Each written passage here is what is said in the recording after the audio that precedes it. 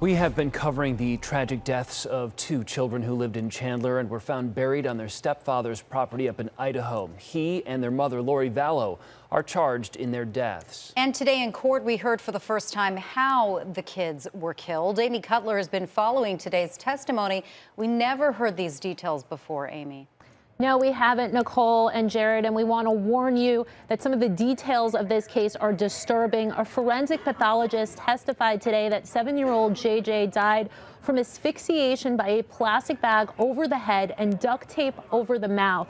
Authorities say he was bound with duct tape and had bruises on his arms and a cut on his neck. He was wearing pajamas. His sister, 16-year-old Tylee's body was burned and mutilated. The cause of death listed as homicide by unspecified means. Now, I went to Rich Robertson, a private investigator here in the Valley who helped the kids' grandparents when they went missing. He has been following the case closely. I asked him why it was so important for the jury to see these autopsy photos.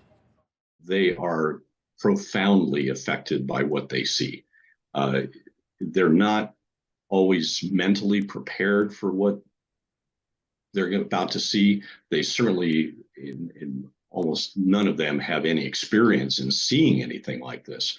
So it just suddenly it's up on this big screen and confronts them. And it's horrifying. According to those in the courtroom today, Lori Vallow and at least one juror teared up as that pathologist went through those photos and described what they showed. Lori faces up to life behind bars if convicted. Jared? Amy, now that we have heard these tragic details about how the children were killed, was there any testimony today about who was behind their deaths? Yeah, authorities have said data from Lori's brother, Alex Cox's cell phone, is what led them to Lori's husband's property in Idaho, where the kids' bodies were discovered. We know there is DNA evidence, but so far the prosecution has not touched on that part of things. The case resumes first thing in the morning. We'll continue to monitor it closely. Nicole, Jared? It's wild how much we're learning new following the court proceedings, so we appreciate you keeping track of the case for us, Amy. Thank you.